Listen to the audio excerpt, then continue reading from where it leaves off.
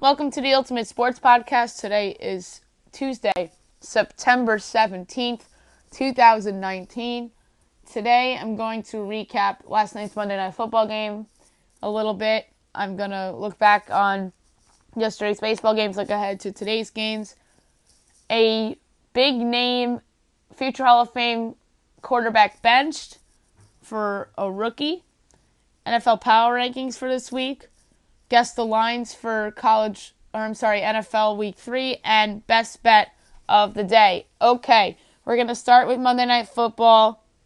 The Browns in Odell Beckham Jr.'s return to MetLife Stadium defeat the Jets by a score of 23-3.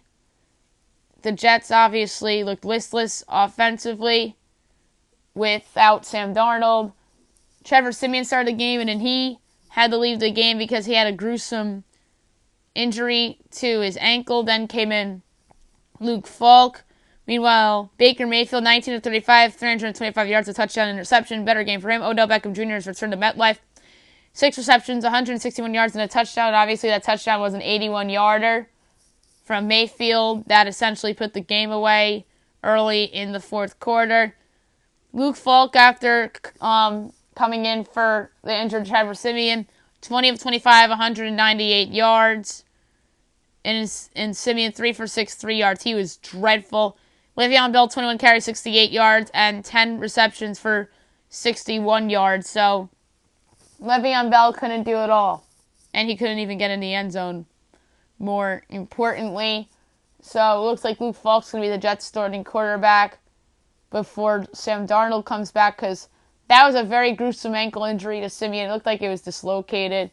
Hope he gets well soon. He's not the worst backup quarterback in the world, but he obviously was dreadful last night. That's a lot less talent with the Jets than he had with the Broncos. The Broncos obviously had that talented defense, and they had, at the time, some good receiving options. So this is obviously a less talented team, and it kind of showed with Siemian today. And then, obviously, Falk came in, and the offense got going a little bit, and then it led to a field goal, which is the lone score the Jets got of the game. And now for the Browns, a much-needed victory, took advantage of a dysfunctional mess Jets team that was missing their starting quarterback due to mono. So good for the Browns for taking advantage of it. And next stop for them is hosting the Rams on Sunday Night Football. Meanwhile, the Jets have to go to Foxborough to take on the New England Patriots. All right, move on to baseball now. Look back on yesterday's scores and look ahead to tonight's games. The Tigers defeat the Orioles by a score of 5-2. Detroit 45-104, Baltimore 49-101. Tyler Alexander to win, Jalen Beans the loss, Joe Jimenez the save. Story about this game: the Orioles secretly are 3 back of the Tigers for the worst record. So this could come down to the end. So maybe the Orioles do end up with the worst record if the Tigers win some games down the stretch. I need to see the schedules for both teams, but it's not out of the realm of the possibility that the Orioles end up with a worse record than the Tigers. The Brewers defeat the Padres 5-1. Brewers 81-69, San Diego 68-82. Zach Davies to win, Garrett Richards the loss. Twins over the White Sox 5-3. The Twins are 92-58, Chicago 65-85. Jose Barrios to win, Reynaldo Lopez the loss, Trevor Rogers the save. Cardinals over the Nationals 4-2, a big win for St. Louis. Their magic number to clinch that division shrinking. 84-66 on the year. Washington 82-67. Cubs over the Reds 8-2. The Cubs offense has been on fire lately. They're 82-68. Cincinnati 70-81. Rockies over the Mets 9-4. I think you could put the Mets season to bed finally. Rockies are 66-85. Mets are 77-73. Antonio Sensatella to win, Steven Matz the loss. Diamondbacks over the Marlins 7-5. The D-backs 77-74. The Marlins 52-98. Yoichi Hirano the win. Getting charged with the loss for the Marlins, Tayron Guerrero, and getting the save for the Diamondbacks was Kevin Jinkel. Royals over the Athletics 6-5. That's a pretty big upset. Bad loss for the A's, who dropped the 90-61, KC 56-95. Kevin McCarthy the win, Liam Hendricks the loss, and Kennedy the save. All right, moving on to Tuesday. Tonight being Tuesday night. 6:35, Angels at the Yankees. You have going for the Angels, Jose Suarez, and making his season debut, Luis Severino. This could give the Yankees a big boost in the playoffs if he pitches the way he's pitched pretty much most of his Yankees career, which is like an ace. So if he comes back and is great, I think this makes the Yankees favorites over the Astros to win the World Series. I think it all comes down to whether this guy is the same guy or not, because I think he can match Justin Verlander and Garrett Cole in the big spot. Although James Paxton's been pitching very well for the Yankees lately, but this is the ace that they have to rely on to be great, and I think he's their best starting pitcher when he's healthy, and let's hope that he comes out tonight and reminds people who he is. I would absolutely take a 5-inning, 5 hits, 3 runs, 2 walks, 7 strikeouts type of performance, because it's just a tune-up. I know the Angels are not very good as a baseball team. They lost Mike Trout for the year due to injury, so Severino should be able to show some signs that he is close to being back, if not back to the guy that we're used to seeing. Mariners, Pirates at 7 o'clock. You got Marco Gonzalez and Mitch Keller. I have to talk about the Pirates closer in a couple minutes here with breaking news coming up. Blue Jays, Orioles. Trent Thornton, and going for the Orioles is Chandler Shepard. Tigers, Indians. You have Adam Pluko, and I guess Detroit's going with an opener. Giants, Red Sox, Nathan Eovaldi against Logan Webb. Phillies, Braves at 7:20. Vince Velasquez and Dallas Keuchel. Padres, Brewers at 7:40. Chris Paddock and Brandon Woodruff. Woodruff coming off an injury. White Sox, Twins. You got Ross Detwiller and Martin Perez. 7:45, Nationals, Cardinals. That's a pretty big game. You have Patrick Corbin and Miles Mikolas. Mikolas has turned his year around. 8 o'clock, ESPN, Reds, Cubs. Sonny Gray, Yu Darvish. That's a nice pitching matchup here on paper for a game that's going to be on ESPN. Cubs, obviously, trying to hang on to that second wild card without Javier Baez. And guess what? They have not missed a beat without Javier Baez offensively, especially in Wrigley Field. Nico Horner's come up and done the job. I still believe in this Cubs team. Anthony Rizzo, although he is injured right now with the ankle injury, he's only going to be out for a week, so he'll be back in time for the playoffs. I think the Cubs will be fine. They're a much better team at Wrigley Field than they are outside of Wrigley. So Darvish has pitched very well this year, especially over the last few months, and I think he will outpitch Sonny Gray, and the Cubs will get like a 4-3 home victory. I think it's low scoring. Gray keeps Cincinnati in the game, but I'm going to say Darvish gets the job done, and the Cubs get a much important home win on national television tonight against their division rivals. Rangers, Astros. Lance Lynn and Justin Verlander. 8:40, Mets, Rockies. Marcus Stroman against Tim Melville. At 9 o'clock, 9:40, Marlins, Diamondbacks. Caleb Smith and Alex Young. These are two nice young pitchers in that game. 10 o'clock, Royals, Athletics. Jorge Lopez and Brett Anderson. Oakland's got to bounce back here. That was a bad loss yesterday. And Rays, Dodgers. Blake Snell and Ross Stripling. All right, quick look at the standings. The Yankees' magic number to clinch the American League East, I believe, is down to 3. And Tampa's playing the Dodgers, Yankees play the Angels, so that could be done by tomorrow.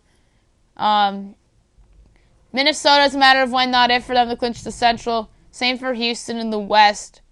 It looks like the first division clinched in the American League will be the Yankees, clinching the American League East, and then not long after it'll be the Astros, and then the Twins. In the National League, the Braves clinched a playoff berth, but have not clinched their division yet. They're very close to clinching the division. Dodgers clinched the division last week, and the game after, they had a letdown game against the Orioles. So I have to remind myself that after the Yankees clinched the AL East to bet against them, because normally teams go and celebrate their division clinch and have a letdown the next day. You saw that with the Dodgers. You'll see it with the Yankees. You'll probably see it with Houston too. And you'll see it with the Braves and every other team that wins their division. So it's just a tip to the gamblers out there to bet against a good team after it clinches their division. And that Dodger game against the Orioles was a great example of that. We'll go to the wild card now. American League, in the first spot right now, you have the Oakland Athletics are up 1 game on the Rays. The Indians are a game and a half back of the Rays. So it looks like Oakland against Tampa Bay. I think the Yankees much rather see Oakland or Tampa than the Indians in the first round, because Indians have the starting pitching that can give the Yankees problems. The Astros too. They're tied right now. I'm just assuming that the Yankees will finish with the best record. I said the Yankees because I had them in my head. We were just talking about Severino and the fact that they can clinch the division soon. But if it's the Astros that have home field advantage, I think they much rather see Oakland or Tampa than the Indians as well, for the same reason why the Yankees wouldn't want to see the Indians. But the Oakland Athletics have had the Astros number and the Yankees number in the regular season this year, but it's a different story in October. Justin Verlander in October is a monster and is the best pitcher you would want to have on the bump in October right now. That's currently on a good team. And Tampa, I think, could give both Houston and New York some fits too, because they will potentially have Blake Snell back and Tyler Glasnow's back. Ryan Yarbrough's very good, but they're offensively challenged, and I think that will ultimately come back to bite them. And meanwhile, Oakland is not offensively challenged. They have Matt Olson, Matt Chapman, Chris Davis has a nice big three. Marcus Simeon's having a career year. Mark Canha's having a nice season. And I think that if I'm the Yankees or Houston, this is tough. You could argue you'd rather see Oakland because their bullpen is worn out late in the year. Liam Hendricks isn't the same guy, and their pitching is weak. And the case for you rather see Tampa Bay is because they're offensively challenged.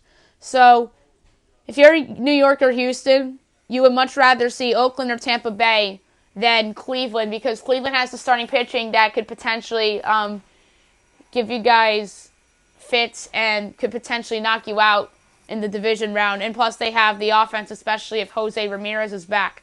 And by the way, that Jose Ramirez injury might cost the Indians a playoff spot. If he never got hurt, they'd be in the playoffs and not whoever ends up with the second wild card. So I think Oakland and Tampa, not to say that's an asterisk that one of those teams will make it, but the fact that the Indians lost Jose Ramirez for the stretch run cannot be ignored. National League wild card. The Nats are up a half game on the Cubs. Milwaukee's 1 back of the Cubs. So it's a 3-horse race for these spots. The Nationals are not a guarantee to make the playoffs, guys. And you guys better stop acting like they're a lock, because they're not. They're only a half game up on the Chicago Cubs, and the Brewers are 2 back of them in the loss column. So it's not a guarantee that the Washington Nationals will make the playoffs. I think they will. And I think it'll be them against the Cubs, and I think the Yelich injury will come back to haunt the Brewers. But, Jesus, I think that's unacceptable. The Nationals, with the talent on their roster, are only up a half game on the Cubs, who lost Javier Baez for the season, and the Brewers, a game and a half up on the Brewers, who lost Christian Yelich for the season. And like I mentioned, I think that the Cubs are fine. And I think they proved that they can do this without Baez, especially in their home building. But the Brewers thing, I just don't see an avenue of them succeeding in the postseason without Christian Yelich. I think that he is their team pretty much, and he was their hope, and they lost him. And the Cubs can overcome the Baez loss because they have Chris Bryant. Hopefully Anthony Rizzo's back by next week. Wilson Contreras is back from injury. Jorge Soler. Jason Hayward. They have guys that I think can mask the Baez loss, and they have much better starting pitching than the Brewers, and I mean much better. Yu Darvish has been fine over the last few months. Cole Hamels has been very good. John Lester's been on and off. Jose Quintana has been very good lately. So they have a good top four in their rotation that can carry them in a playoff series. And I just want to see quickly how far back or ahead are the Cardinals from the Cubs in that division. 2. So the Central is still up for grabs, and I think the Cubs have a chance to steal the Central from St. Louis. So the Cardinals are no playoff lock either. So this is going to be very interesting here in the National League down the stretch. And obviously the AL wild card's interesting because the Indians are lurking a game and a half back. And then National League Central and National League wild card are very, very interesting. So those are the things to watch out for as baseball's regular season comes to an end. It was just announced by Adam Gase that Trevor Siemian out for the season due to a ligament damage in his ankle. That's not surprising at all. I mentioned that earlier, that injury was very gruesome. And baseball news really quickly. Pirates closer Felipe Vasquez arrested and charged with solicitation of a child and providing obscene material to minors. That's disgusting. And obviously they placed him on the suspension list or whatever in baseball. So this is a big loss for the Pirates, and they absolutely lost a valuable trade asset too because of this. Although the Reds were still able to trade Aroldis Chapman when he was dealing with his issue 4 years ago and got not much back in return. And it's just really bad, and this makes the Pirates look bad because they should have traded him at the deadline, especially if they knew about this situation. And from what it looks like they didn't know about this situation. But still, they should have traded him and got assets for him. And this guy is elite. He's one of the best closers in the game, and now they lose an asset, perhaps for nothing. So that's a bad job by the Pirates, and that's really a bad look, obviously, for Felipe Vasquez, who obviously is facing a big suspension coming, perhaps into next season. So we'll talk more about that as more gets leaked out. More big news in the NFL. Daniel Jones is now the starting quarterback of the New York Football Giants. This is something that should have been done 2 weeks ago, pretty much, before their game against the Cowboys after his strong preseason. But no, they decided to keep going with their veteran Eli Manning. And now they bench him because he was terrible in those 2 games against the Cowboys and the Bills, respectively. But granted, the defense was terrible. But they had to make this change. They just need like a jolt or something. And this was the only move they had to really make. And like I said, this should have been done 2 weeks ago. And obviously this makes the Giants look bad because they probably think they should have had a more graceful ending for Eli Manning. But the reality is that you cannot always go out the way Peyton Manning went out, or the way Michael Strahan went out, or even how Derek Jeter went out, if you want to switch it to another New York sports team. And granted, the Yankees were a bad team in 2014 and didn't make the playoffs, but he had a magical ending to his Yankees career with that walk-off single at Yankee Stadium. But this, obviously, for Eli, was a move that the Giants had to make, and now the Giants are suddenly a watchable football team because they have a rookie quarterback who showed some flashes in the preseason. Granted, a lot of their fan base was not happy with the draft pick and wanted Dwayne Haskins instead. But hey, you never know. We'll see how this plays out. And if Jones turns out to be a good quarterback, then that's a major win for the organization. And all the other bad moves that Dave Gettleman made will be forgotten because it's all about quarterbacks. This is a quarterback league.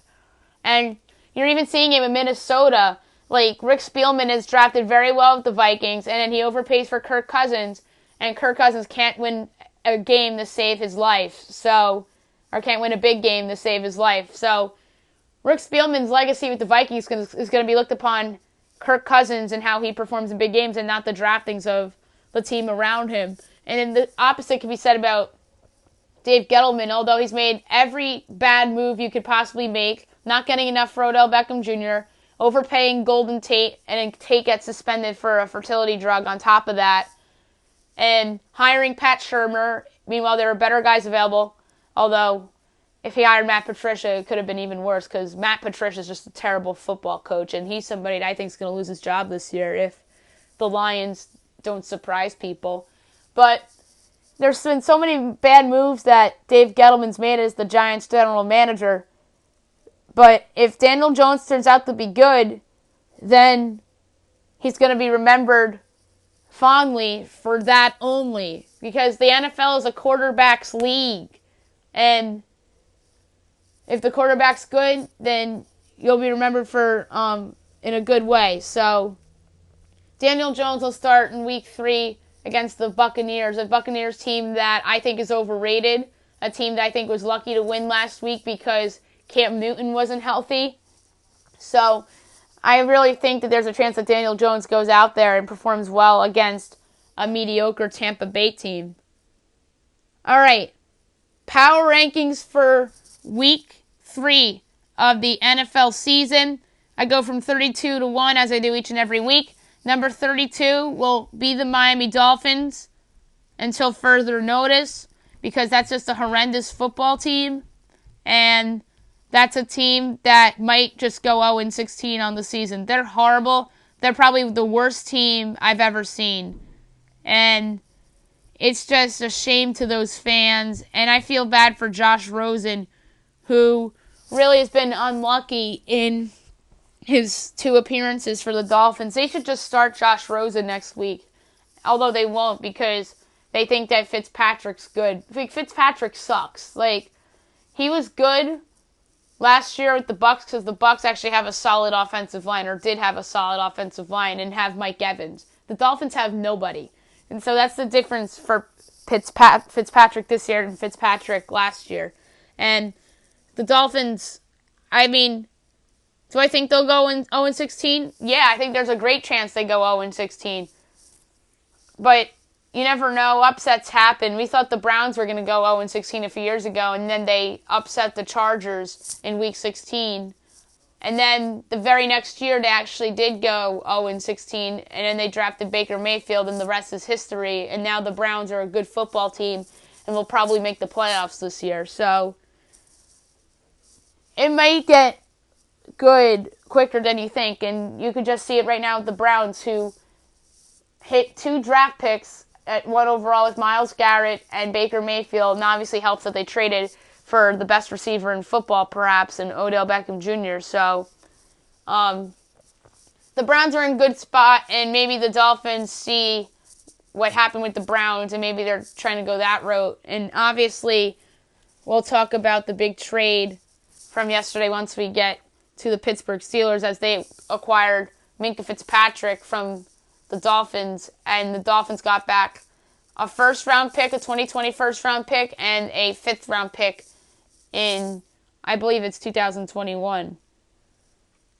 32 to Cincinnati Bengals. I just think that they're a horrendous football team, and Andy Dalton is another guy that's probably going to be seeing the bench soon for Ryan Finley after his pathetic performance against the 49ers team that really isn't that great defensively. So I'm punishing the Bengals solely on last week's performance, and I think last week's performance was a fluke and Seattle took them for granted. 30, the New York Jets. This is because their quarterback's hurt, and they looked horrendous last night. And now Luke Falk is starting for them after Simeon was, it was announced that Simeon was done for the year. So Luke Falk against Tom Brady next week, and the Jets are more than 20-point underdogs in Gillette Stadium. 29, the New York Football Giants. A lot of people think that they're the second worst team in the league. I think they're the fourth worst team in the league because of the Darnold injury and because I think the Bengals are worse. Daniel Jones is now in there, as we talked about, and it was the right move, as I just mentioned. And it should be interesting to see what this team looks like with Jones. I think it'll look like a more competent football team, even though the defense still stinks. 28th, the Arizona Cardinals. This team has really been a surprising, competitive 0-1-1 to start the season. They're a bad team, and I'm not sure that Cliff Kingsbury's the answer at head coach, but they have really surprised me and been very competitive their first two games. Granted, the Lions, I don't think are a good team, and the Ravens are obviously a team that many feel high about right now. So we got to give the Cardinals credit where credit's due, and I think Kyler Murray is a great candidate to upset the apple cart and spoil somebody's survivor pool at some point this season. 27, the Denver Broncos, they're 0-2, but I think they're the 0-2 team that's most likely to turn their season around. I like what I saw from their defense last week. Granted, their offense stinks and Joe Flacco stinks, and if Drew Lock wasn't hurt, maybe they would have switched to him. They would have did what the Giants did, perhaps, and went to their rookie. But too bad that Drew Lock's hurt. The Broncos have a lot of talent on their team, so I actually do think that they have a chance to turn their season around, although they have a tough task at Lambeau Field next week against the Packers. 26, the Washington Redskins. They're 0-2. I think this past week they kind of reverted back to what they were. Granted, they put up 21 points against the Cowboys, but that last touchdown was garbage time, just like the Giants' last touchdown against the Cowboys in Week 1 was garbage time. So I'm not putting that much stock into the Redskins. I just think that's a bad football team in the NFC East. And they have a primetime game next week on Monday Night Football at home against the Chicago Bears. 25 is the Oakland Raiders. They had a predictable letdown against the Chiefs on Sunday. And now they're in a tough spot as they have to take on Kirk Cousins and the Minnesota Vikings in Minneapolis next week. 24, the Tennessee Titans. Another predictable letdown for a team that, in my opinion, just flat out stinks against the Colts team that has a washed-up kicker and Jacoby Brissett starting at quarterback. But anyway, I just don't think the Titans are very good, and they have to go to Jacksonville on Thursday night to take on the Jaguars. And speaking of the Jaguars, they're number 23. Gardner Minshew is their starting quarterback. They're 0-2. Could have won that game last week in Houston. Arguably should have, but they didn't get it done. And that's an interesting team. They're in an interesting spot on Thursday night at home against the Titans. Do I applaud Doug Marrone for going for 2 in that spot? Yes. I'm going to defend coaches for going for 2 when they're trailing by 1 at the end of games now, because ties suck. Ties suck, and you don't want to you want to make the other team go for the win rather than just sit there and go to overtime. So I like that move, very ballsy of Doug Marrone, but it just didn't work out. And I defend the play call because Leonard Fournette is probably your best option offensively. But he just couldn't get to the goal line, and that's fine. And I'm going to defend that decision. And I'm interested to see how they look at home against a less talented Titans team next week. 22, the Detroit Lions. That was a nice win against the Chargers, but I think that was more about the Chargers blowing opportunities and the fumble and interception by Phil Rivers. So I wasn't all that impressed with the Lions' performance last week, and they're a 7-point underdog in Philly against the Eagles. Oh shit, I'm giving away the lines. That's not good. Whatever. I just spoiled a line there. Reminder, don't spoil any lines for the rest of the power rankings because I have guessed the lines to do in the next segment. Anyway, 21, the Carolina Panthers. That was just a brutal loss on Thursday Night Football against the Bucks. And it's obviously because Cam Newton is not right, and now there's rumors that he may sit this week. So keep an eye on that. 20, Tampa Bay Buccaneers. I think they were fortunate to win against the Panthers last week, as I mentioned several times on this podcast already. I think they got lucky in that game because Cam Newton was hurt, and they did not give Christian McCaffrey the first down, or else the Panthers probably win that game if they give McCaffrey the first down, and then Cam probably passes it off to McCaffrey. Maybe McCaffrey scores. So I thought the Bucs were lucky to win last week. Yeah, their defense showed a little something, but that was against a banged-up Cam Newton, and now their defense, I think, has a chance to look vulnerable as they're going up against Daniel Jones, who nobody's ever seen before. 19, Pittsburgh Steelers. This is obviously a big drop-off because Ben Roethlisberger's hurt. I think they're cooked, but they pulled off the trade for Minkah Fitzpatrick. I think it's a risky trade. They're obviously don't want to tank, and I applaud that from the Steelers in a way, that they are not giving up on the season, because I hate tanking, and sometimes it's best for some franchises, but I applaud the Steelers for not tanking. Minkah Fitzpatrick's a darn good football player, and he'll help their secondary, and maybe they believe in Mason Rudolph. Mason Rudolph wasn't terrible last week against the Seahawks. He just wasn't terrible. They lost that game against the Seahawks last week because of their defense, not because of Mason Rudolph. But if Mason Rudolph stinks in these next 14 weeks for the Steelers, then that's going to be a top 10 pick. So there's a little bit of risk there.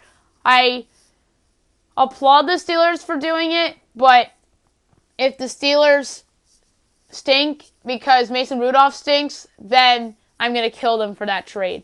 So I'm going to TBD on that trade, and I'm interested to see how the Steelers look this week as they go to San Francisco to take on Jimmy Garoppolo and the Niners. 18, the Atlanta Falcons, a much-needed win against the Philadelphia Eagles last week. Now they take on Jacoby Brissett and the Colts in Indianapolis this week. And speaking of the Colts, they're 17, a much-needed win for them. Against the Titans, they would have been 2-0 if not for their washed-up kicker, Adam Vinatieri. I think they should do the Adam Vinatieri what the Giants did to Eli Manning and just say it's time for you to move on and cut him. But they won't do it. Frank Reich just doesn't have the balls to do it. I just think that Jim Irsay is just in love with the guy. Yeah, he's the best kicker of all time, but it's time to move on. Hey, at least the Giants did it with if the Giants could do it with the two-time Super Bowl champion Eli Manning, then you could do it with your, I think he's a 4-time Super Bowl winner, Adam Vinatieri. Well, he won 3 at the Patriots and the one with Peyton Manning and the Colts in 2006.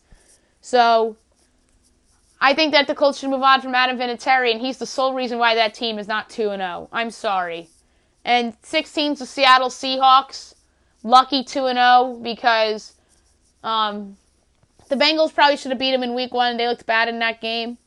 And then Ben Roethlisberger got hurt last week, although the Steeler defense is pretty much why they lost the game, not really because of Roethlisberger. But the Seahawks lucked out twice, and they're a very fortunate 2-0. And maybe if the Steelers made that Minkah Fitzpatrick trade before the season, then maybe the Steelers would be 1-1 instead of 0-2. That's another thing. So the Seahawks this week are lucky yet again as they're taking on Teddy Bridgewater and the New Orleans Saints. So I think they're the most fortunate team to be undefeated right now. Although there's a couple other ones too that I want to get to. 15, the Buffalo Bills. You could argue whether they're 2-0 is deserving or not. I think that they kind of lucked out with C.J. Mosley getting hurt in that first game and then Eli Manning sucking up the joint on Sunday for the Giants. I'm not suggesting that the Giants would be 1-1 with Daniel Jones or 2-0, but maybe it is a different game with Daniel Jones in there instead of Manning. But the Bills are not a bad football team, and I think that's a team that's going to luck out from Roethlisberger being hurt and perhaps Andrew Luck retiring if the Colts don't play well and Brissett doesn't play well. So I'm interested to see what the Bills look like going forward. Josh Allen has played very well. Their offense has been pretty solid. I'm not ready to call them a fluke, or I'm not ready to call them a contender yet. I think there's someone in the middle, and I think the Seahawks are more fortunate to be 2-0 than the Bills. And then there's one other more fortunate 2-0 team, which I'll get to, that I had them pretty high in the power rankings, though, and I'll tell you who it is later. 14 is the San Francisco 49ers. I think this is a legit 2-0, actually. Although you could argue 1-1 if Jameis Winston doesn't throw 2 pick sixes and if Jimmy Garoppolo doesn't throw a pick six. So, you never know with the 49ers. But they looked awesome against a bad Bengals team last week. And I'm interested to see how they look against the Steelers and their backup quarterback, Mason Rudolph, or their new starter, I should say, with Roethlisberger being hurt. 13, the Chicago Bears. This is a team that was lucky to win last week because of the bad rushing the passer call on Bradley Chubb, or else they don't win that game. So the Bears really should be 0-2 right now. Number 12, the Houston Texans. They're 1-1, a much-needed win last week against the Jaguars, stopping the Jaguars from going for it after they get that touchdown late in the game. So next, Houston takes on the... Who did the Texans play this week? I'm blanking. Oh, the Chargers. That's a good game, actually. A very good game between two contenders in the AFC. So I'm interested to see who comes out on top on that one. 11, New Orleans Saints. This is a penalty because of the Drew Brees injury and the fact that they're 1-1. I think they would have been 1-1 with Drew Brees probably because the Rams played well in that game. Although there was a bad call in this game that pretty much swung the momentum to the Rams. But I still think the Rams would have won this game anyway, unlike the NFC Championship game, obviously. So, fortunately for the Saints, that Drew Brees is only going to miss 6 weeks, and he'll be back. And I think the Saints' schedule is pretty easy. Although, Seattle, that's a tough ask, especially at Seattle. Maybe it was home against Seattle, different story. But I didn't like what I saw from Teddy Bridgewater a week ago. Maybe they go to Taysom Hill, who I think might be a better option than Teddy Bridgewater at this point. 10, Cleveland Browns, a much-needed win for them last night against the Jets. Now they take on the Rams in primetime at home. 9, Philadelphia Eagles were a little unlucky in that game against the Falcons. Nelson Aguilar gets that concussion, which probably led to a couple key drops by him, although he made that nice catch late. But now they have a big bounce-back opportunity coming up against the Lions next week. 8, the Minnesota Vikings. A team that I thought played pretty well against the Packers, considering that they are down 21-0 to start that game. But Kirk Cousins had a couple brutal turnovers in that game, which ultimately came back to bite him, as well as their kicker, Dan Bailey, and that unsportsmanlike conduct penalty on Stephon Diggs. So they're a little bit disciplined in that game. Kirk Cousins turnovers. There's a couple unlucky things that happened to the Vikings last week, or else they probably would have won that game against the Packers, who are my number 7 team. And that's why they're the fraudulent 2-0. The Vikings gave that game away more than the Packers won it, in my opinion, although the Packers had the 21-0 lead. But after that, they took their foot off the gas pedal, and Aaron Rodgers looked bad. There's no other way around it. And they're very fortunate to be 2-0. And I think that season can go south. Although they get a team with a washed-up quarterback in the Broncos this week, so maybe they win again. But they're another lucky undefeated team, in my opinion, because Mitch Trubisky stunk in that first game, and then Kirk Cousins stunk last week. Yes, the Packers' defense is vastly improved. Absolutely.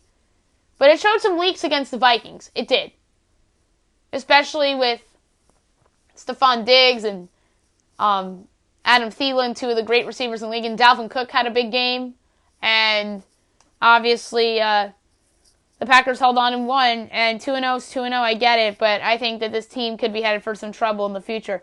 6, the Los Angeles Chargers. I still have them pretty high in my rankings. I think that's a team that should have won last week. But if it wasn't for dumb mistakes, then they're 2-0. 5, the Ravens. A nice win against the Cardinals. Although the Cardinals made it interesting, give Kyler Murray credit for that.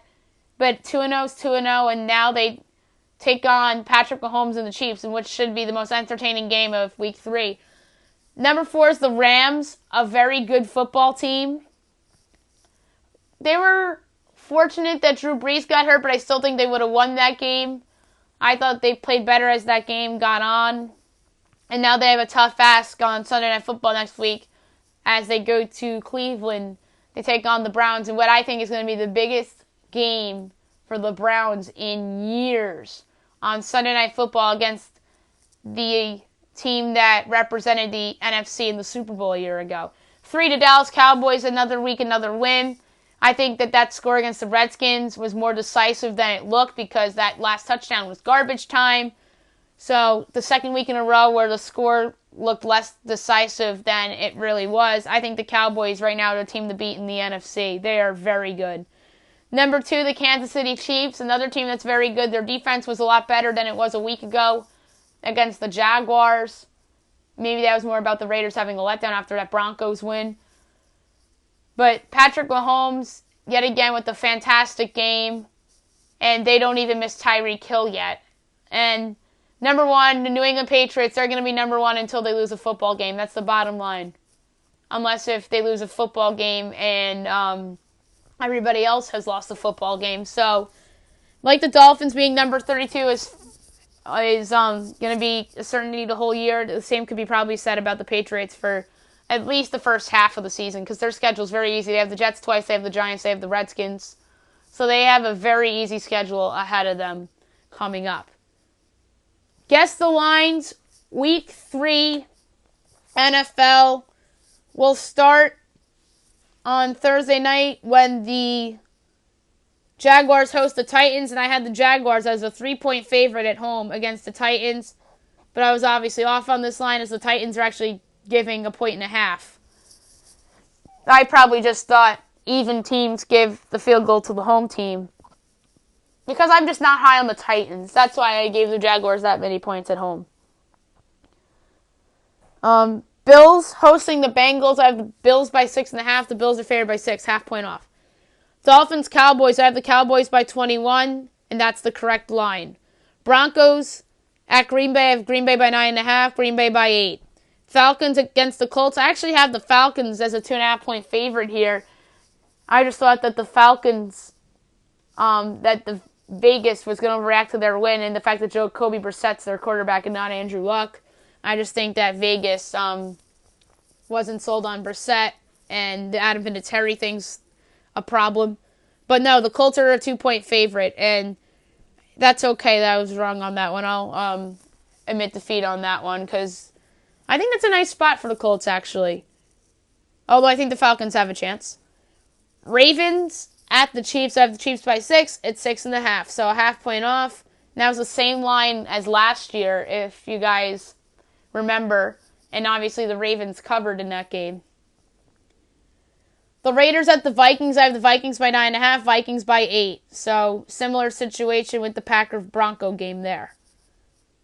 Jets at New England. I had 14.5 at the line, but Simeon got hurt. So I'm going to put it the same line as that Cowboys game, 21. And it's 22.5. So I was 1.5 off there. Lions against the Eagles. I have the Eagles by 8. Eagles by 7, so 1 point off. Panthers against the Cardinals. I have Panthers by 1. It's Panthers by 2.5. Giants at the Bucks. I have the Bucks by 3.5. It's Bucks by 6.5 with Daniel Jones on their center.